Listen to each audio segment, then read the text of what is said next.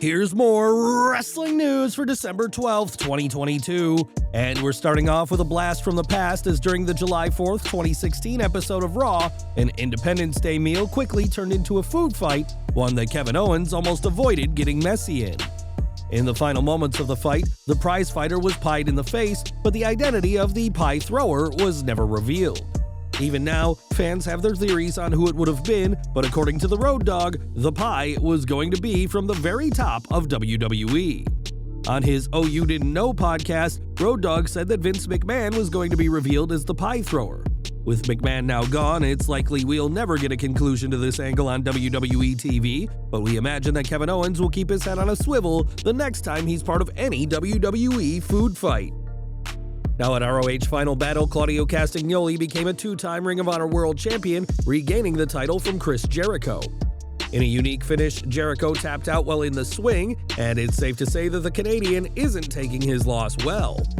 Taking to Instagram, Jericho said that the swing is inhumane and barbaric, and that it should be banned, arguing that it could have caused him permanent brain damage.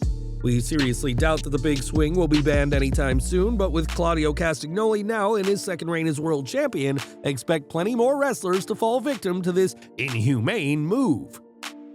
NXT news now, as in September 2021, Von Wagner made his debut for the brand 2 years after signing with WWE. In that time, Von Wagner has been regularly featured, and there were recently big plans for the second-generation superstar. Fightful Select reports that Von Wagner's name had been pitched for a main roster call-up, and that it was actually approved last year, but obviously didn't happen. Fightful adds that from now on, there will be a more slow and steady flow of NXT talent being brought up to the main roster, and that fans can expect less year-long evaluation periods. This certainly comes as good news to the NXT roster, as it was reported in the past that talent would be evaluated every year or even 6 months, and anyone not showing the right level of improvement would be released. As for Von Wagner, he's already appeared on WWE main events in the past, but it may not be much longer before he's a permanent member of the main roster. Over to AEW, as Thunder Rosa has been out of action since September, dealing with a back injury that led to her relinquishing the Women's World Championship. It has been claimed by some that Rosa is exaggerating her injury, a claim that the wrestler has vehemently denied, but we now have an update on her condition. Dave Meltzer reports that Rosa is expected back in February, despite some thinking she'd be making her in-ring return next month. There had been talks within AEW of Rosa being Saraya's mystery partner for her upcoming tag match on the January 11th Dynamite, but apparently there's little to no chance she'll be healed in time. With Thunder Rosa not the one to team with Saraya, many have speculated that it'll be Sasha Banks who makes her AEW debut next week, and we're continuing to wish Thunder Rosa a speedy recovery. We've got an update on Konnan now, who recently informed fans that he is in need of a new kidney. This is sadly not the first time Konnan has suffered health issues, but now the wrestling legend is starting on dialysis. Speaking on his Keeping It 100 podcast, Konnan spoke about how difficult the past 8 months has been and is grateful that his only obligation were his AEW appearances. I just started dialysis today. I can tell you that for the last 8 months, and I really usually don't bring it up to you guys because that's just the way I am, but the last 8 months have been torture for me mentally and physically. It's been very, very, very hard to go to work to do this show. Thank God it's the only thing I have to do. But even getting on a plane has been torture for me. I feel weak, I feel lethargic, I feel despondent, no energy, irritable, depressed. You name it, bro, I'm just not myself. It's been really, really hard, and it's been really hard for me to cope with this. Konnan has been through a lot this year, and while his dialysis treatment is certainly helping, the wrestling legend still has a long and difficult journey in his search for a new kidney. Over to NXT now, as the New Day shocked fans at last weekend's NXT Deadline event, defeating Pretty Deadly's Elton Prince and Kit Wilson to become the new NXT Tag Team Champions. With this win, the New Day joined FTR and the Street Profits as Triple Crown Tag Team Champions, though some have questioned why the main roster talent represent the best in NXT. During the NXT Deadline post-show media scrum, Shawn Michaels addressed the New Day's win, which is just the latest in the very successful careers of the group. The creative team putting it together, which I think they did a fantastic job, and then of course, New Day coming out here and adding a huge twist for us. They gave us a big surprise by winning the NXT Tag Team titles, which obviously has got to add to their unbelievably large resume, which I'm sure they're giddy about as well. With this win, Kofi Kingston has broken the record for the most tag team title wins in WWE, reaching 15 and surpassing Booker T's 14 in WWE and WCW. With the New Day being main roster stars, it'll be interesting to see just how long this reign is, but for now, it's Kofi Kingston and Xavier Woods who are running the NXT Tag Team division.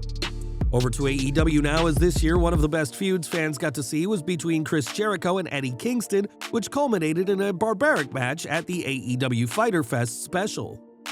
Meeting in a barbed wire everywhere death match, Jericho would get the win, which angered fans at the time who believed the Mad King would emerge victorious.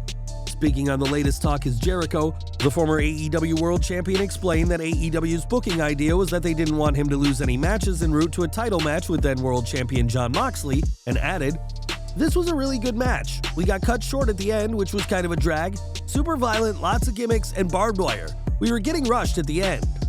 It's live TV, and some other people might have gone long with segments, whatever it was.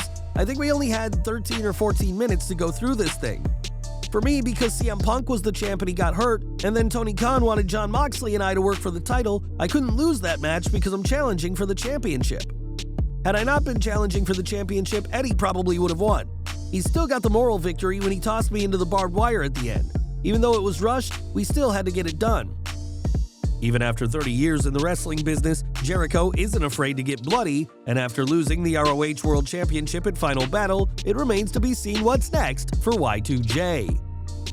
In 2022, Shawn Michaels is one of the most professional and respected trainers in WWE today, but it's no secret that HBK wasn't always this way. During the late 80s and 1990s, Shawn Michaels was known for letting his emotions get the better of him, and that's something that the late Mabel found out in a very physical way. When Dwayne Gill appeared on the Café de Renee podcast, the man known as Gilbert recalled Michaels losing it with Mabel when the latter was still a rookie and had been sloppy in a squash match with Gill. They walked in, Shawn Michaels slapped him right in his face. "What the fuck is wrong with you, man? Do you not know who that is? That's the best damn jobber, enhancement talent we got up here. Be careful with that stuff. You can't be doing stuff like that and killing people. You're lucky if you get a job now, boy." He slapped him hard, brother. This is hardly the first time stories of Mabel being sloppy in the ring have come up, as The Undertaker had to wear a protective face mask after having his orbital bone broken by the super heavyweight. Mabel would wrestle as Viscera and Big Daddy V in the following years, but his lengthy tenure with the WWF nearly didn't get started thanks to his work with Dwayne Gill. Back to the present, as October saw the return of Bray Wyatt, who returned 15 months after being released from WWE. Since then, Wyatt has been feuding with LA Knight, but has also been haunted by Uncle Howdy, a dark persona that contradicts with this new Bray Wyatt. On his Hall of Fame podcast, Booker T gave his seal of approval to the angle, saying the WWE is trying to normalize Wyatt, and that his supernatural character could only go so far. Booker compared Wyatt to Stone Cold Steve Austin, who he argued worked so well because he was normalized and represented the very real attitude of a blue-collar worker being mad at their boss. Wyatt has yet to wrestle since returning, as WWE apparently doesn't want to rush this new character, but with reports of a pitch black match against Knight at the Royal Rumble, it may not be much longer before we see the former Universal Champion back in the ring.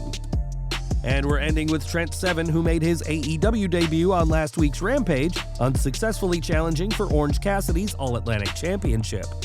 Seven's debut came just a handful of months after he was released from WWE NXT UK, and while he was impressive, future appearances aren't guaranteed. Speaking on the post-ROH Final Battle media scrum, Tony Khan was asked about Seven and confirmed that he has not signed Seven to a deal. Khan did say that Seven attended ROH Final Battle and was watching the show very keenly, adding that he'd make a fine challenger for any of the champions in Ring of Honor. Seven's time with WWE ended with the demise of NXT UK, and while some have expected him to be a part of NXT Europe next year, the former NXT and NXT UK champion could become a regular fixture in Ring of Honor. That's our news for today, guys. Please watch our previous video, 15 WWE wrestlers who passed away in 2022.